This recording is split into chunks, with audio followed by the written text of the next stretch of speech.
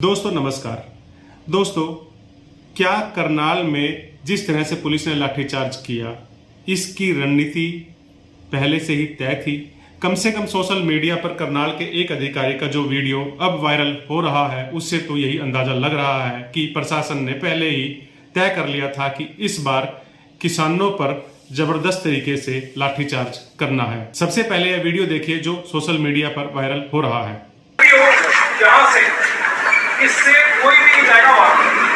किसी तरह का सर्च कर देता हूँ, सर छोड़ देता। हाँ, कहाँ से है सर? मैं ड्यूटी मैजिस्ट्रेट हूँ, लिखित में बता रहा हूँ। कितने लट मारा? कोई डाउट? मारोगे? कोई जाएगा इसको बीच करके? सीधे उठा के मारना पीछे। कोई डाउट नहीं है, कोई डायरेक्शन की जरूरत नहीं है। क्लियर है?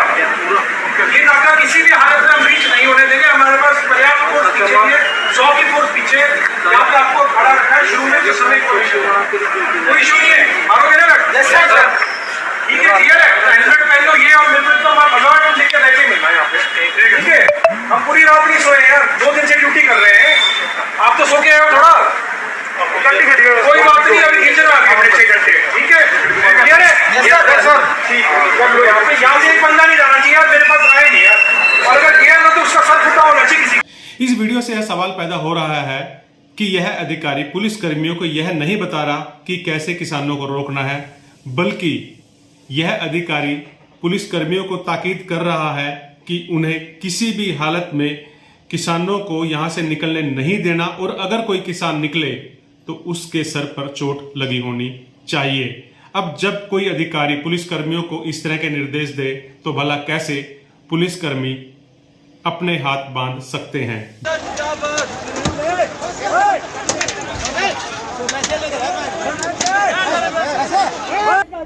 साथियों, सारे साथी इस वीडियो को शेयर करो। ये देखो भाई,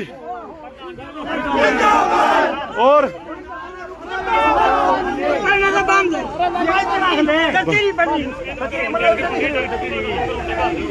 साथियों, बस्ताड़ा टोल टैक्स करनाल बहुत बुरी तरह लाठीचार्ज हुआ है। बहुत ही साथी घायल हुए हैं।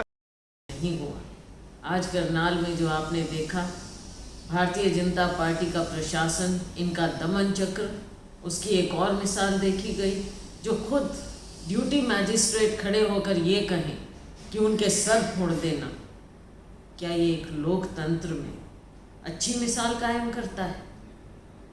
भारतीय जनता पार्टी सरकार, खट्टर सरकार, जिस प्रकार से हमारे किसान मजदूर के साथ ऐसे अत्याचार कर रही है, आने वाले वक्त में हरियाणा वासी इसे बिल्कुल भी बर्दाश्त नहीं करेंगे। जाहिर सी बात है, पुलिस की नौकरी अनुशासन की नौकरी है, और पुलिसकर्मी मौके पर तैनात मजिस्ट्रेट या अधिकारी के सभी आदेश मानने के लिए बाध्य हैं।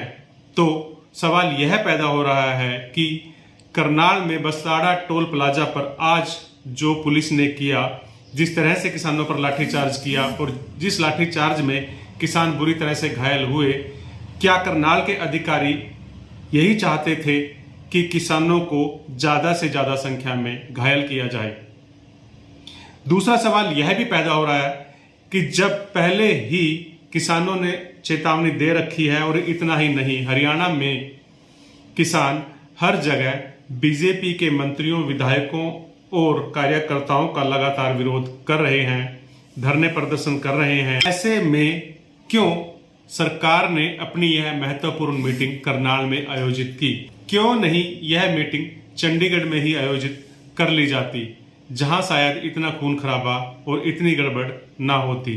अब जबकि करनाल में मीटिंग कर ली और किसानों पर इस तरह से लाठीचार्ज कर दिया गया, अब पूरे प्रदेश में सरकार की फजीहत हो रही है, किसान सड़कों पर उतर रहे हैं और विपक्ष सरकार की आलोचना कर रहा है। बड़े शर्म की बात है, और सिर शर्म से नीचे झुक जाता है कि ऐसी सरकार आज सत्ता में है जिसने करनाल के अंदर इतनी बर्बरता के साथ जो है किसानों के ऊपर लाठीचार्ज करा है, और जिस तरह से किसानों को पीटा गया है, जो वीडियो उसके अंदर देखा तो बड़ा दुख मुझे हुआ कि हमारे कृषि प्रधान प्रदेश के अंदर आज हमारे किसान भाइयों का ये हाल ये सरकार कर रही है। मैं इसकी कड़ी से कड़ी शब्दों के अंदर निंदा करती हूँ। और हरियाणा के किसानों से जनरल डायर सा व्यवहार कर रही है भाजपा जजप्पा सरकार।